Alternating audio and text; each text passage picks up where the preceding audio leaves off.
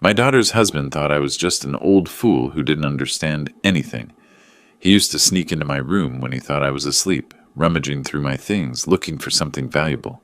But that night, when he opened my drawer to get the keys to the safe, his face first turned white as chalk and then yellow, like egg yolk. What he saw there changed his life forever.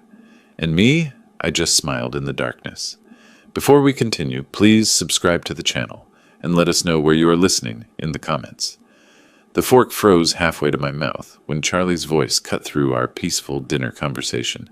So David, that safe upstairs, what kind of lock does it have? Lauren nearly choked on her water. Charlie, what kind of question is that? But Charlie's eyes stayed fixed on mine, waiting.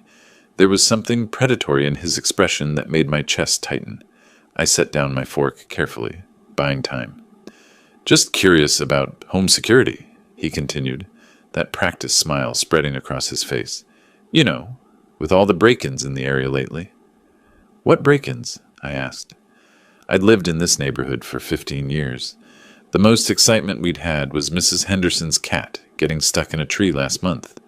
Charlie waved his hand dismissively. Oh, you probably don't hear about them. Police keep it quiet to avoid panic. He leaned forward, elbows on my dining table.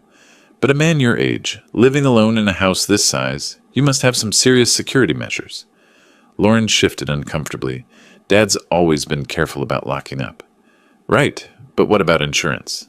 Charlie's voice grew more insistent. I mean, if something happened to you, God forbid, Lauren would need to know where everything important is kept, wouldn't she? The room felt smaller suddenly.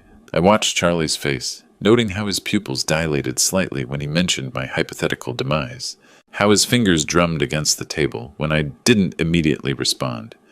I have everything organized, I said finally. Lauren knows what she needs to know. But does she know about the key? The question hung in the air like smoke. Lauren looked between us, confusion creasing her brow. What key? She asked. Charlie's smile widened. The one in your dad's bedroom drawer. The one that... How do you know about any key in my bedroom? The words came out sharper than I intended. For just a moment, Charlie's mask slipped. I saw something cold and calculating flash across his features before the concerned son-in-law expression returned. I was looking for aspirin last week when my head was killing me, he said smoothly. Lauren told me to check your bathroom cabinet, but I accidentally opened the wrong drawer first. Sorry, didn't mean to invade your privacy. Lauren nodded quickly. I remember that headache. You were really suffering. But I remembered that day too. Charlie had been upstairs for nearly 30 minutes, claiming stomach troubles after dinner, long enough to do more than search randomly for aspirin. The aspirin's in the medicine cabinet, I said quietly. Always has been. Charlie's jaw tightened almost imperceptibly. Must have been really out of it from the pain. The conversation limped along after that, but Charlie kept circling back. Questions about my bank, about who else had keys to the house, about my daily routines. Each query felt like fingers probing a wound, testing for weakness. When dinner finally ended, Lauren jumped up to clear the dishes. I'll handle cleanup tonight, Dad. You cooked? I don't mind, I said, already stacking plates. It was my routine, my way of processing the day's events. Tonight, I especially needed the familiar rhythm of washing and drying. Come on, honey, Charlie said to Lauren, his hand already on her shoulder. Let your dad handle his kitchen. We should get some rest. They disappeared upstairs, and I heard their bedroom door close. But as I scrubbed the dinner plates, I kept replaying Charlie's questions. The way he'd known about a key he shouldn't have known existed. The casual mention of my death and Lauren's inheritance. My hands moved automatically. Wash, rinse, dry, while my mind cataloged every red flag I'd ignored over the past 3 weeks. Charlie's unemployment story that never quite added up, his constant interest in my financial situation, the way he studied my house like he was memorizing blueprints. I finished the last glass and hung the dish towel on its hook. The kitchen gleamed under the overhead lights, restored to perfect order. But something fundamental had shifted tonight. The house felt different now, not safer, but exposed. Upstairs, I could hear muffled voices through the walls, then silence. Time to see what other surprises waited for me in my own home. The first thing I noticed climbing the stairs was my bedroom door. It stood slightly ajar, maybe 2 inches of darkness visible through the gap. I stopped on the top step, my hand gripping the banister. That door had been closed when I went down for dinner. I always closed it, a habit from 40 years of living alone, broken only recently by my daughter's presence in the house. But Lauren and Charlie were staying in the guest room down the hall. There was no reason for anyone to be in my bedroom. I stood there for 30 seconds, listening. No sound came from the guest room, no movement anywhere upstairs, just the familiar settling noises of an old house, and my own heartbeat drumming in my ears. I pushed the door open slowly, waiting for it to creak. It didn't. The hinges were well oiled, silent, but stepping into my private space felt like walking into a crime scene. Everything looked normal at first glance. The bed was still made, corners tight and perfect. My reading glasses sat on the nightstand where I'd left them. The lamp stood at the same angle. But my eyes, trained by decades of methodical living, caught the discrepancies immediately. The closet door hung open exactly 4 inches. I always closed it completely. The slight gap would have bothered me all night. My dresser drawers weren't quite flush anymore. The second drawer from the top, where I kept important papers, had been pushed in carelessly. A corner of manila folder peeked out like a yellow tongue. My stomach clenched. I moved to the dresser, pulling out the drawer fully. The folders inside had been rifled through, returned in approximately the right order, but not exactly. Someone had been thorough, but not careful enough. Insurance papers were mixed with bank statements.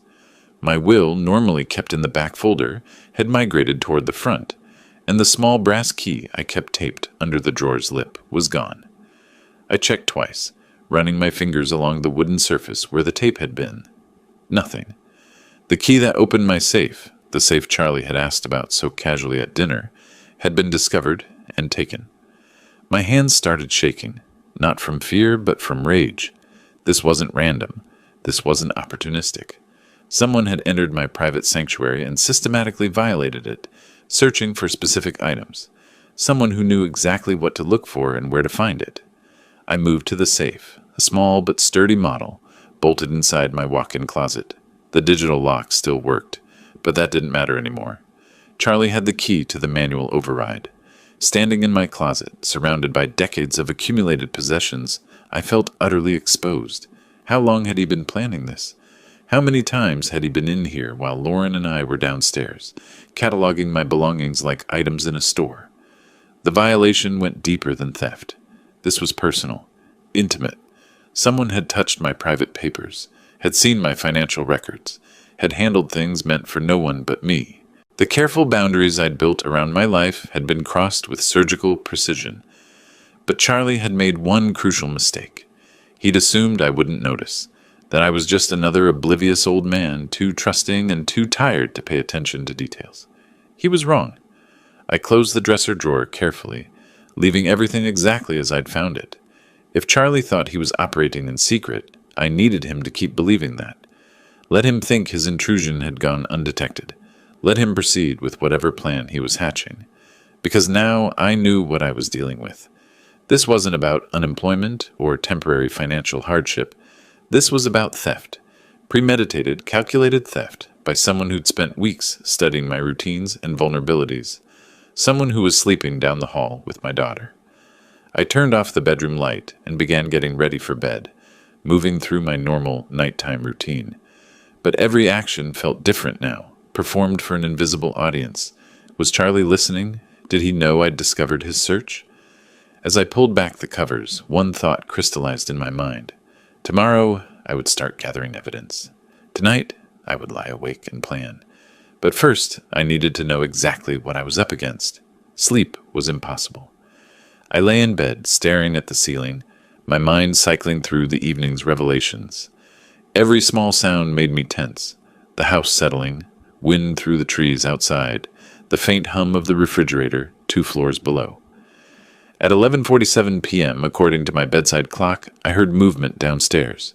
Soft footsteps crossed the living room floor. Not Lauren's light step, something heavier, more deliberate. Charlie.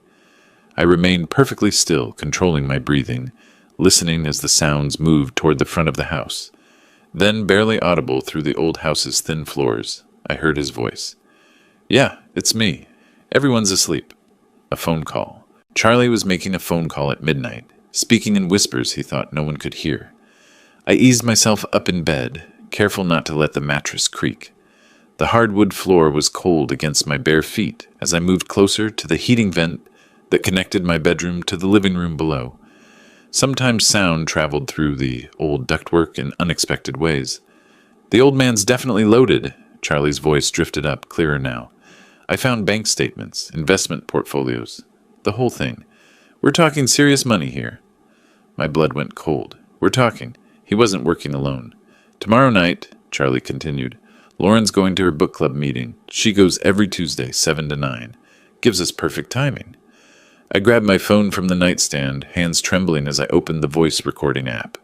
Whatever came next, I needed evidence. I already have the safe key, Charlie was saying. Grabbed it earlier today while they were having dinner. The old fool keeps everything important in there. Cash, jewelry, probably more bank information. The bastard. I pressed record just as his voice became more animated, more confident. Look, I know you're worried about the timeline, but my gambling debts aren't going away. Those guys aren't exactly patient, if you know what I mean. This has to happen now. Gambling debts. That explained everything. The desperation, the calculated approach, the willingness to betray my daughter's trust. Charlie wasn't just an opportunistic thief. He was a desperate man, backed into a corner by his own stupidity. David's just some lonely old widower. Charlie's voice carried a sneer now. Probably grateful for the company. He has no idea what's coming. Hell, he was asking me about home security at dinner tonight. Practically handed me the information I needed. Rage built in my chest, hot and consuming. The casual dismissal in his voice. The way he reduced me to a stereotype. A easy mark. But I forced myself to stay quiet. To keep recording. The beauty is he'll never suspect family. Even if he figures out something's missing, Lauren will convince him he just misplaced stuff. You know how old people get about their memory? Old people. I was 66, not 96. My memory was sharp enough to remember every word of this conversation. Trust me, by Thursday we'll be clear. I'll tell Lauren we got a job offer in another state. Something urgent. We'll be gone before the old man knows what hit him. Charlie was silent for a moment, listening to whoever was on the other end. Then he laughed, a sound that made my skin crawl. Yeah, well, maybe he should have been more careful about who he let into his house. Life lesson, right? The call ended. I heard Charlie moving around downstairs for another minute, probably checking locks or windows. Then his footsteps on the stairs, careful and quiet. I quickly stopped the recording and slipped my phone under my pillow. The bedroom door was still slightly ajar from his earlier search. I hadn't dared fix it and reveal that I'd noticed. Through the gap, I watched his shadow pass in the hallway. The guest room door opened and closed softly. For a long time after that, I lay in the darkness, processing what I'd learned. Charlie had gambling debts serious enough to involve dangerous people. He had an accomplice. He planned to rob me tomorrow night during Lauren's book club meeting, and he intended to disappear immediately afterward, taking my daughter with him into whatever mess he'd created. The violation of my bedroom suddenly seemed small compared to this larger betrayal. Charlie wasn't just stealing from me. He was using Lauren as cover, manipulating her love and trust to set up his crime. But he'd made a critical error. He'd assumed I was helpless, clueless, just another easy target. He had no idea that I'd spent 30 years as an insurance investigator before retirement, or that I'd dealt with plenty of desperate people trying to outsmart the system. Charlie wanted to play games with an old man? Fine. Let's see how smart he really was. Lying there in the dark, with Charlie's recorded confession on my phone, I found myself thinking back to how this all started. 3 weeks ago, when Lauren's desperate call had shattered my quiet Tuesday morning. I'd been reading the newspaper, coffee growing cold beside me, when my phone rang. Lauren's name on the screen always made me smile, but her voice that day was different, strained, frightened. Dad, I know it's early, but... She'd paused, and I could hear her struggling not to cry. Charlie lost his job last month. We've been trying to manage, but we're behind on the mortgage, and... How far behind? I'd asked immediately, already reaching for my checkbook. 3 months? Dad, I hate to ask, but could we maybe stay with you for a while? Just until Charlie finds something new? The relief in her voice when I said yes had been heartbreaking. My little girl, 32 years old, and too proud to ask for help until she had no choice. Of course she could come home. Of course I'd help. But even then, something had nagged at me about Charlie's situation. He'd worked for the same company for 8 years, Lauren had said. Good employee reviews. The layoffs had been sudden, unexpected. Yet when I'd asked Lauren for details, her answers were vague. Charlie handled the finances, she explained. He was managing the job search. She trusted him to figure it out. I should have pressed harder, should have asked more questions. 3 days later, they'd arrived with a U-Haul truck and too many boxes for a temporary stay. Lauren had hugged me tight on the doorstep, tears in her eyes, whispering thank you over and over. But Charlie had been different, cooler, his handshake firm but brief, his eyes already scanning my house with an intensity that should have alarmed me. Nice place, David, he'd said, walking through my living room like he was appraising it. Must be worth quite a bit in today's market. At the time, I'd chalked it up to natural curiosity. Now I realized he'd been calculating, evaluating, planning. During their first week, I'd tried to make them comfortable, cleared space in the guest closet, adjusted my routines to accommodate 3 people instead of 1. Lauren had settled in easily. She knew the house, knew my habits. But Charlie had asked endless questions about my neighborhood watch schedule, about which neighbors were home during the day, about my banking habits, my shopping routines, whether I kept cash in the house. All perfectly innocent questions from someone trying to adjust to a new living situation. Except they weren't innocent at all. I remembered the morning he'd offered to drive me to the bank. Save you a trip? He'd said. I need to update my address with unemployment anyway. But at the bank, he'd lingered near the teller window, watching as I made my deposit, asked casual questions about my account types, my safety deposit box, red flags I'd ignored because I wanted to trust my daughter's husband, because Lauren loved him, and I loved Lauren. The gambling should have been obvious, too. Charlie's phone rang constantly, calls he always took in private, stepping outside or into another room. He'd claimed it was potential employers, networking contacts, but I'd noticed how his mood shifted after these calls. The tension in his shoulders, the way he'd pace afterward, and the mail. Financial statements addressed to Charlie had been arriving at my house for 2 weeks. Credit card companies, collection agencies. I'd assumed they were just updating his address after his job loss. Now I understood they were dunning notices, final demands, threats. Lauren knew none of this. She trusted Charlie completely, took his explanations at face value. When he said he was handling their finances, she believed him. When he said the job market was tough, but he had prospects, she supported him. She had no idea her husband was drowning in gambling debt, had no clue that her childhood home was being surveilled like a target. My trusting, loving daughter was being used as the perfect cover for theft. The thought brought me back to the present moment, to my dark bedroom and the weight of Charlie's recorded confession on my phone. In 12 hours, he planned to rob me. In 36 hours, he planned to disappear with Lauren, dragging her into his web of debt and deception. But he'd made one catastrophic miscalculation. He'd assumed I was just a lonely old man, grateful for company and easy to fool. I wasn't lonely. I was careful. I was observant. And I had 30 years of experience dealing with people who thought they were smarter than everyone else. Charlie wanted to steal from me tomorrow night? Fine. Let him try.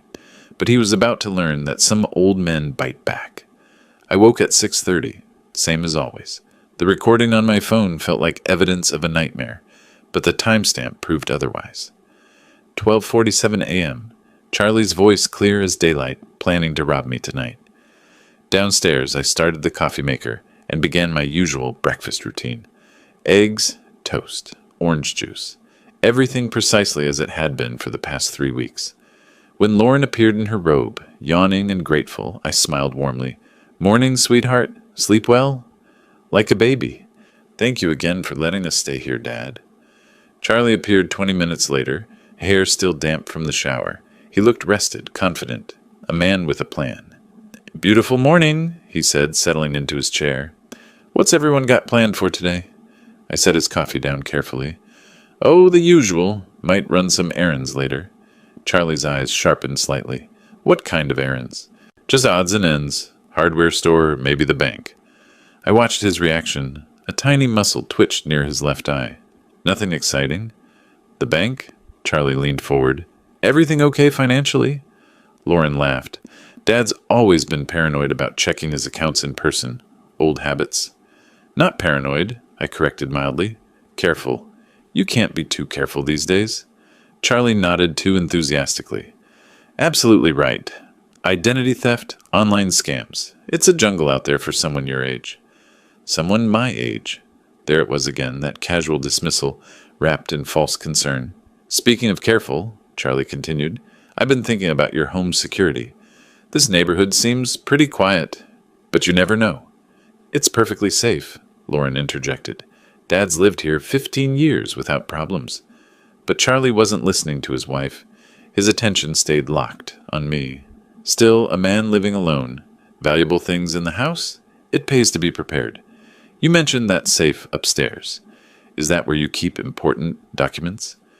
I took a slow sip of coffee, considering my response. Some things, yes. What about cash? I mean, if the banks went down or something happened, it's smart to have emergency funds readily available. The audacity was breathtaking. He was sitting at my breakfast table, eating food I'd prepared, asking me to inventory my assets for his convenience. I have what I need, I said simply. Charlie tried a different approach. You mentioned being a heavy sleeper last week. That's good. I worry about older folks who can't get proper rest. I hadn't mentioned any such thing, but I nodded anyway. Oh yes, once I'm out, I'm dead to the world, especially lately. I've been so tired in the evenings. That's normal at your age, Charlie said. Your body needs more rest. Lauren shot him a look. Charlie, that's rude. No, he's right, I said quickly. I usually take something to help me sleep. Knock me right out until morning. Charlie's posture relaxed noticeably. Perfect. Let him think I'd be unconscious and helpless tonight. Well, I should let you folks plan your day, I said, standing to clear the dishes. I'll probably turn in early tonight. All this family activity has me more tired than usual. That sounds perfect, Dad, Lauren said. You deserve rest. Charlie helped carry plates to the kitchen, and I caught him glancing toward the stairs, toward my bedroom, calculating, planning. You know, he said casually, I might stay up late tonight, watch some TV in the living room. I'm a bit of a night owl. Of course he was. I smiled and nodded. Make yourself comfortable. The remote's on the coffee table. After breakfast, Charlie announced he needed to make some calls about job prospects. Lauren decided to organize their belongings in the guest room. I had my window. I think I'll run those errands now, I told them. You two enjoy some quiet time together.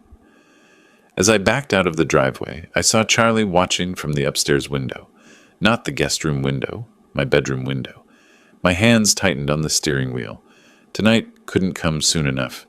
The hardware store was my first stop. I needed supplies, but more importantly, I needed to think through every detail of what was coming.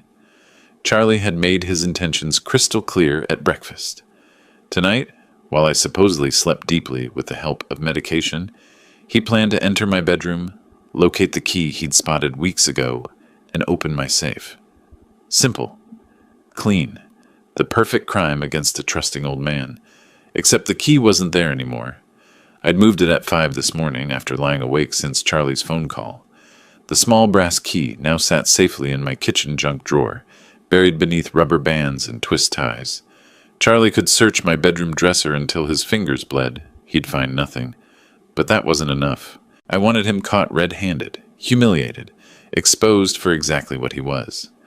I wanted evidence so clear that even Lauren couldn't deny her husband's true nature. In the hardware store's party supply aisle, I found what I needed. A small confetti cannon, the kind used for gender reveal parties.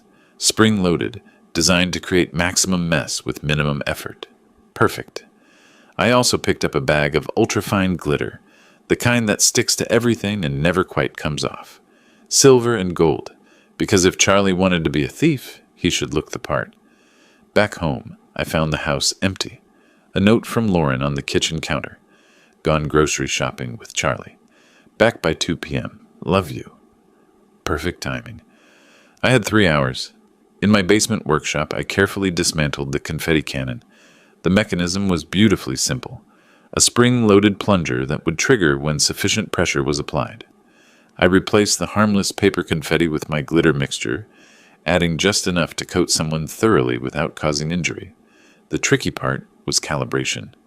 I needed the device to trigger when Charlie opened my dresser drawer and reached inside, but not from casual contact. After several tests with a wooden spoon, I found the right sensitivity.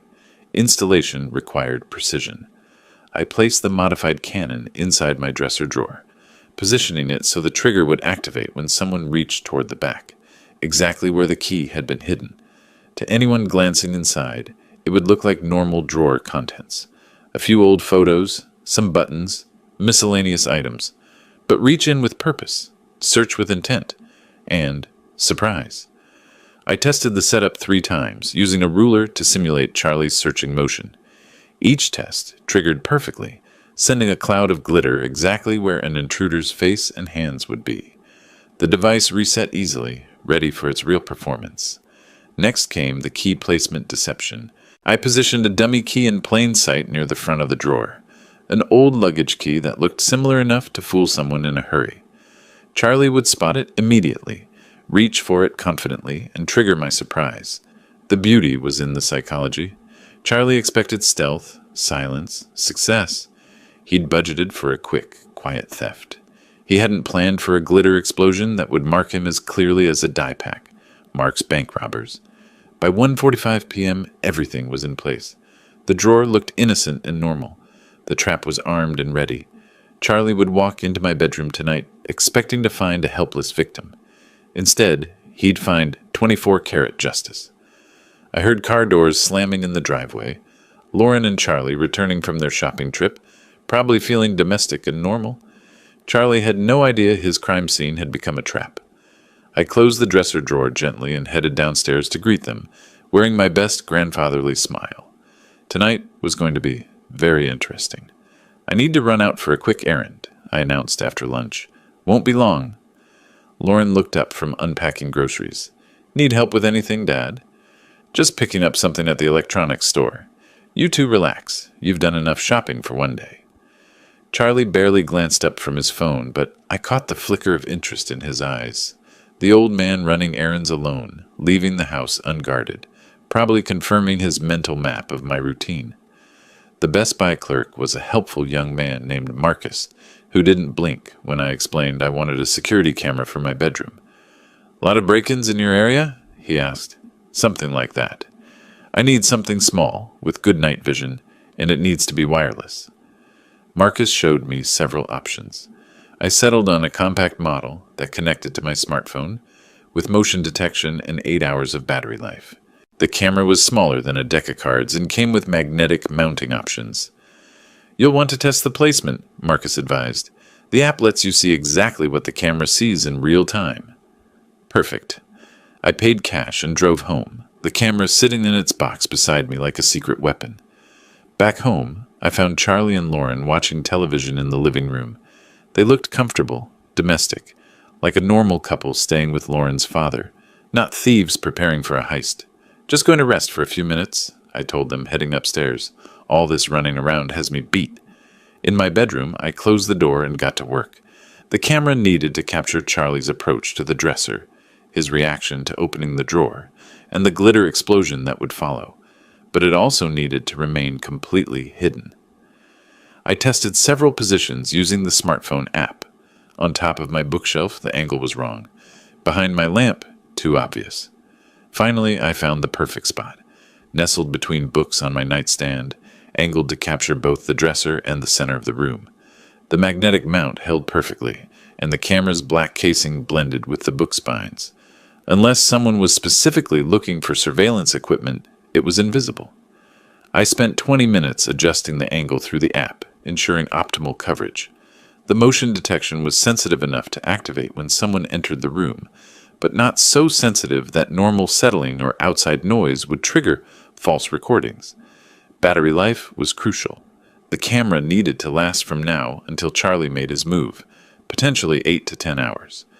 I switched it to motion-activated mode to conserve power, then tested the night vision capability by turning off the lights. The infrared image was crystal clear. Charlie's face would be perfectly visible when he triggered my trap.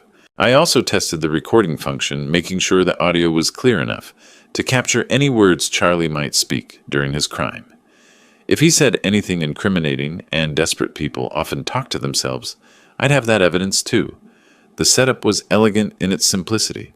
Charlie would enter my room expecting darkness and silence. Instead, he'd be filmed from the moment he crossed the threshold. The camera would capture his search, his discovery of the dummy key, his reaching into the drawer, and the spectacular glitter explosion that followed. Visual evidence, audio evidence, and physical evidence, all in one beautiful package. I repositioned a few books to better camouflage the camera, then stood back to admire my work. Everything looked normal, innocent, just an old man's bedroom, ready for a peaceful night's sleep. Downstairs, I could hear Lauren and Charlie talking quietly, planning their evening, no doubt. Charlie was probably calculating the hours until his theft window opened. He had no idea the window had become a trapdoor. I checked my phone one final time. The camera feed was clear, the recording function active, the battery showing full charge. Everything was ready. Tonight, Charlie would finally show his true colors, and thanks to modern technology, every moment would be preserved in high-definition detail.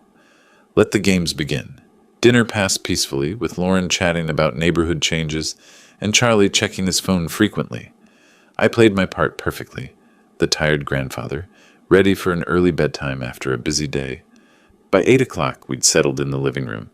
Lauren curled up with a book while I claimed my usual armchair, making a show of rubbing my temples. "Long day," I murmured. "Think I'll turn in early tonight." Charlie looked up from his phone immediately. "Actually, David, I was hoping we could share a drink first. You know, father and son-in-law bonding time." The suggestion came out of nowhere, but his tone was carefully casual. Too casual. "That's sweet," Lauren said, not looking up from her book. "You two should spend more time together." "I was thinking about that bottle of Macallan I saw in your kitchen," Charlie continued. "Premium stuff, perfect for a nightcap." I kept my expression neutral, but internally I was fascinated. Charlie had been planning this conversation probably since breakfast. The timing, the suggestion, the specific mention of expensive whiskey. Nothing was accidental. "I appreciate the thought," I said, "but I'm on medication that doesn't mix well with alcohol." Charlie's smile tightened almost imperceptibly. "Come on, one small glass won't hurt. We're practically family." "Really, I should avoid it entirely." "Dad's right," Lauren chimed in. "The doctor was very specific about his blood pressure medication." But Charlie wasn't giving up easily. "What about just a toast, then? A tiny sip to celebrate." He paused, searching for something to celebrate. "To family." The persistence was telling. A normal person would have accepted my first refusal graciously. Charlie was pushing because he needed me to drink something specific, something that would ensure I slept deeply tonight. "I tell you what," he said, standing up. "I'll pour myself a glass, and we can just sit and talk. No pressure for you to drink." He disappeared into the kitchen before I could object. I heard cabinet doors opening, the clink of glass. When he returned, he carried 2 tumblers, one with amber liquid, one empty. "Changed my mind," he said, settling back onto the couch. "Poured you just a splash. For the toast. Barely a teaspoon." He held out the second glass. The whiskey inside caught the lamplight, looking innocent enough. But I'd investigated insurance fraud for 30 years, and desperate people always got sloppy. "Charlie, I really can't." "One tiny sip," he insisted. "Lauren, tell your father one sip won't kill him." Lauren looked between us, sensing tension she couldn't identify. "If Dad says no, maybe you should respect that." Charlie's jaw tightened. For just a moment, his mask slipped completely. I saw frustration, calculation, and something close to panic flicker across his features. "You know what?" I said, standing carefully. "I'm more tired than I thought.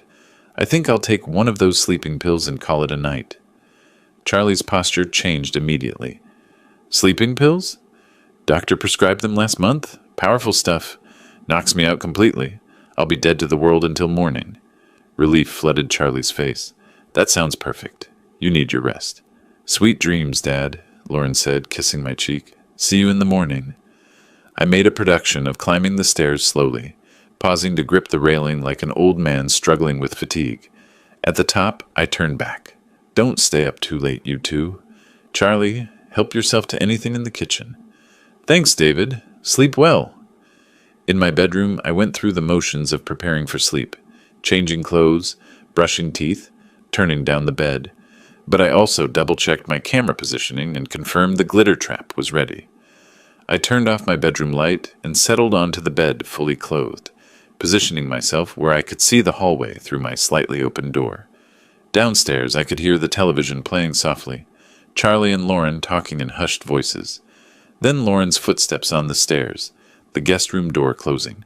Charlie stayed downstairs, waiting, probably watching the clock, calculating how long it would take for my sleeping pill to take full effect. I checked my phone. 9:47 p.m. The camera showed my empty bedroom in perfect night vision detail. The trap was set. The stage was prepared. All I had to do now was wait for my son-in-law to reveal his true nature. At 2:43 a.m., I heard the first creak on the stairs. I'd been lying motionless for hours, positioned so I could see the hallway through my barely opened door. My phone showed the camera feed in real time. My empty bedroom waiting in perfect night vision clarity.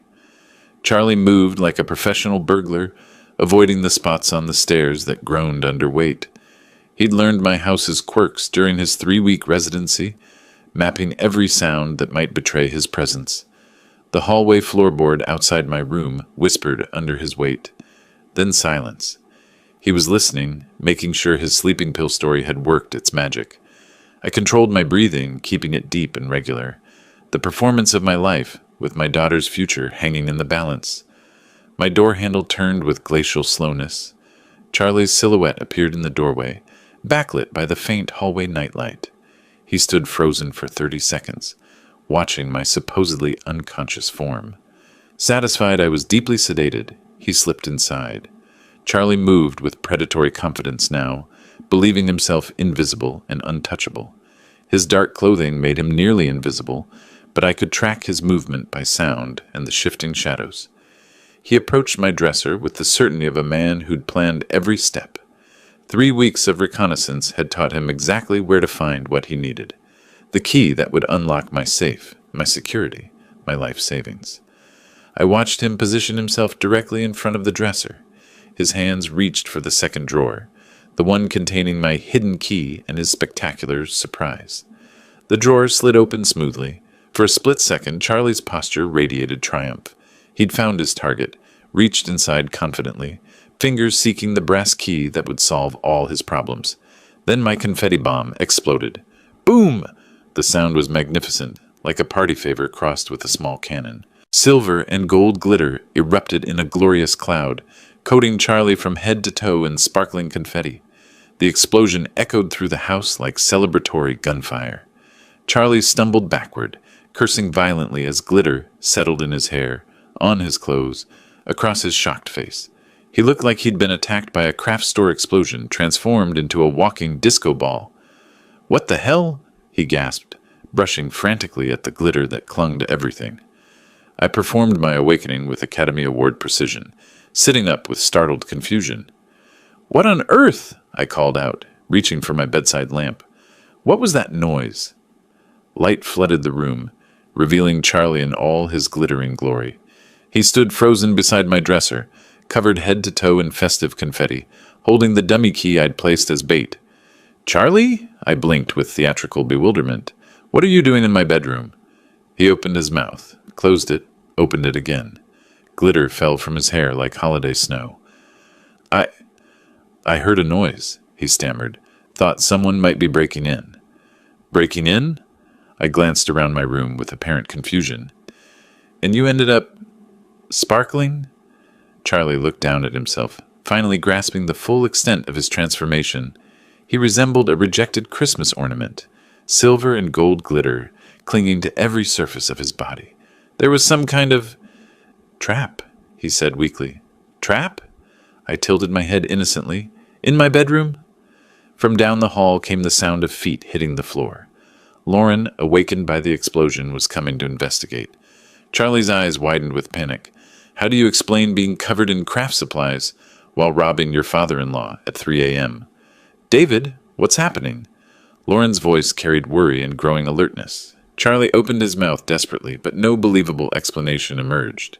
He was caught, literally red-handed, or rather glitter-handed, in the act of betraying our family. I allowed myself the smallest smile as footsteps approached down the hallway. Justice, it turned out, was beautifully sparkly. "Dad? Are you okay?" Lauren appeared in the doorway, tying her robe belt with quick, worried movements. Then she stopped dead, taking in the scene before her. Me sitting up in bed, apparently confused and concerned. Charlie standing beside my open dresser drawer, covered from head to toe in glittering confetti, like he'd been dipped in a craft store. "What in the world?" Lauren's voice caught. "Charlie? Why do you look like a Christmas decoration?" Charlie's mouth opened and closed soundlessly. Glitter drifted from his hair with each movement, settling on my bedroom carpet like festive snow. "There was a noise," he said finally, his voice strained. "I came to check on your father." "At 3 in the morning?" Lauren's tone sharpened. "And you ended up covered in... what is that, glitter?" "Some kind of security device," Charlie said quickly, brushing frantically at his sparkling clothes. "It went off when I opened the drawer." Lauren's eyes moved from Charlie to the open dresser drawer, then to me. "Dad, do you have security devices in your furniture?" I maintained my expression of elderly confusion. "Not that I know of, sweetheart. I was sound asleep until that explosion woke me up." "Then why were you in his dresser drawer, Charlie?" Lauren's voice carried a new edge I'd never heard before. Protective. Suspicious. Charlie's story began crumbling in real time. "I was looking for something to help you sleep. You were tossing and turning, and I thought David might have some extra sleep aids." "Sleep aids?" Lauren's eyebrows lifted. "In his bedroom dresser?" "I thought... maybe..." Charlie gestured weakly at the drawer, sending more glitter cascading to the floor. "Charlie," I said gently, "my medications are in the bathroom cabinet. They always have been." The silence that followed felt heavy with implications. Lauren looked between us, her expression shifting from confusion to something harder. "So let me understand this," she said slowly. "You left our bed at 3 in the morning, came into my father's bedroom while he was sleeping, and opened his private dresser drawer, looking for medicine you knew wasn't there?" "It's not like that." "Then what is it like?" Lauren's voice rose slightly. "Because from where I'm standing, it looks like my husband was going through my father's personal belongings in the middle of the night." Charlie's desperation grew more visible. "Lauren, you have to understand. I was just trying to help." "Help with what, exactly?" I interjected mildly. "What were you hoping to find in that drawer?" Charlie's eyes darted between us. The question hung in the air like an accusation. He swallowed hard. "I was confused, disoriented. I thought I heard someone breaking in." "Breaking in?" Lauren repeated flatly. "So you decided to search my father's bedroom furniture?" "I wasn't searching." "Then what do you call opening his dresser drawer?" Charlie's glitter-covered hands clenched into fists. "Why are you interrogating me like this? I'm your husband." The defensive anger in his voice seemed to hit Lauren like a physical blow. She took a step back, and I saw something change in her expression, the last traces of trust beginning to crumble. "You're right," she said quietly. "You are my husband, which is why I'm asking you to explain why you're standing in my father's bedroom at 3 in the morning, covered in craft supplies, with your hand in his private drawer." Charlie looked trapped, cornered by the weight of his own implausible explanations. Glitter continued to fall from his clothes like evidence of his guilt. "I can explain everything," he said desperately.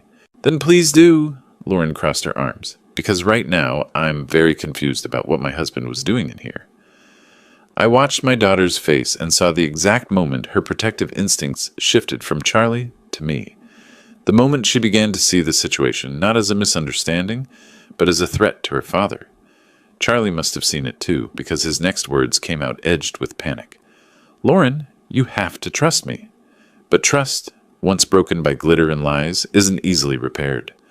Lauren's eyes stayed fixed on Charlie, and I could see her mental wheels turning, processing, analyzing, drawing conclusions that her heart didn't want to accept. "Charlie," she said slowly, "I need you to tell me the truth. Right now. What were you really doing in my father's bedroom?" Charlie opened his mouth, but I knew the moment had come. My daughter deserved better than watching her husband spin more lies. She deserved the truth, no matter how much it would hurt. "Lauren," I said gently, reaching for my phone on the nightstand. "There's something you need to hear." Charlie's face went white beneath the glitter. "David, don't." "Don't what?" Lauren's voice sharpened dangerously. "Don't what, Charlie?" I found the recording from 2 nights ago and held up my phone. "Sweetheart, I recorded something last night. A phone conversation. I think you should listen to it." "No," Charlie said quickly. "Lauren, whatever he thinks he heard—" "Be quiet," Lauren snapped, never taking her eyes off me. "Dad, play it." I pressed play. Charlie's voice filled the room, clear and damning. "Yeah, it's me. Everyone's asleep. The old man's definitely loaded. I found bank statements, investment portfolios, the whole thing. We're talking serious money here." Lauren's face went completely still. Her eyes widened as she listened to her husband's voice discussing my finances with a stranger. "Tomorrow night, Lauren's going to her book club meeting. She goes every Tuesday, 7 to 9. Gives us perfect timing." "Stop it," Charlie said desperately. "Lauren, I can explain." "Shut up." Lauren's voice was deadly quiet. "Just shut up and let me listen." Charlie's voice continued from the phone. "I already have the safe key. Grabbed it earlier today while they were having dinner. The old fool keeps everything important in there. Cash, jewelry, probably more bank information." Lauren's hand flew to her mouth. She stared at Charlie like she was seeing a stranger. "Look, I know you're worried about the timeline, but my gambling debts aren't going away. Those guys aren't exactly patient, if you know what I mean." "Gambling debts," Lauren whispered. "What gambling debts?" The recording continued. "David's just some lonely old widower, probably grateful for the company. He has no idea what's coming." I watched my daughter's face crumble as she heard her husband's casual dismissal of me, his assessment of my vulnerability, his cold calculation of how to exploit my kindness. The beauty is, he'll never suspect family. Even if he figures out something's missing, Lauren will convince him he just misplaced stuff. You know how old people get about their memory. Lauren made a sound like she'd been physically struck, her husband's voice discussing how to use her trust to cover his theft of her father. "Trust me, by Thursday we'll be clear. I'll tell Lauren we got a job offer in another state. Something urgent. We'll be gone before the old man knows what hit him." I stopped the recording.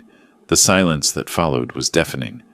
Lauren stared at Charlie, tears streaming down her face. "Gambling debts?" she whispered. "You were going to rob my father?" "Lauren, listen to me. You called him a lonely old fool." Her voice broke. "You were going to steal from him and then disappear, taking me with you as your cover story." Charlie tried to step toward her, but she backed away like he was dangerous. "How much?" she demanded. "How much do you owe?" "It doesn't matter." "How much?" Charlie's shoulders sagged. 47,000. Lauren's legs seemed to give out. She sank against the doorframe, staring at the man she'd married. "You've been lying to me for months," she said, "about everything. The job loss, our finances, why we really needed to stay here. I was trying to protect you. By planning to rob my father?" Lauren's voice rose to a shout. "By using me as your alibi, while you destroyed the man who raised me?" Charlie tried once more. "Lauren, we can work this out." "No." Lauren straightened and I saw steel enter her spine. "No, we can't. You planned to victimize my father. You called him names. You were going to let me believe he was losing his memory while you stole from him." She looked at Charlie with disgust. "Get out." "Lauren, get out of my father's house. Now." For the first time since I'd known him, Charlie had nothing to say. Charlie stood there for another 10 seconds, glitter still falling from his hair like tarnished snow. Then something in Lauren's expression, pure protective fury, finally convinced him that his marriage was over. "This isn't finished," he said, his voice turning ugly. "Half of everything we own is mine. I'll get my share." "You mean half of our debt?" Lauren's voice was ice cold. "Because that's all we have, Charlie. Debt. Gambling debt that I knew nothing about. I'll fight you in court." "With what money?" Lauren stepped closer to him, and I was proud to see she wasn't backing down.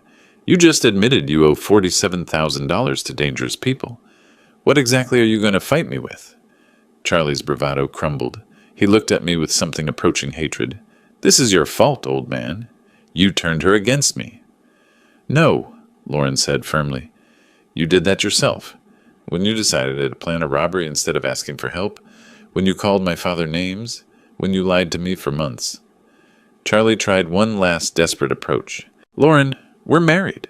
We took vows. You broke those vows when you planned to commit a felony against my family. Lauren pointed toward the door. Get your things and get out. Now. I watched Charlie realize that his con was truly over. No more manipulation, no more lies, no more playing the victim. Lauren had heard his own words condemn him. He left the room without another word, tracking glitter through my house like a trail of evidence. We could hear him in the guest room, throwing clothes into bags with bitter violence. Lauren sank into my bedside chair, looking exhausted. Dad, I'm so sorry, she whispered. I brought him into your home. I put you in danger. Sweetheart, you couldn't have known. I should have seen the signs, the phone calls, the way he asked questions about your money. She looked up at me with tear-filled eyes. How long have you known? Since the night before last. I heard that phone call and knew I had to protect both of us. Lauren managed a weak smile. The glitter bomb was genius. I wanted him caught red-handed, or should I say glitter-handed. That earned me a genuine laugh, even through her tears.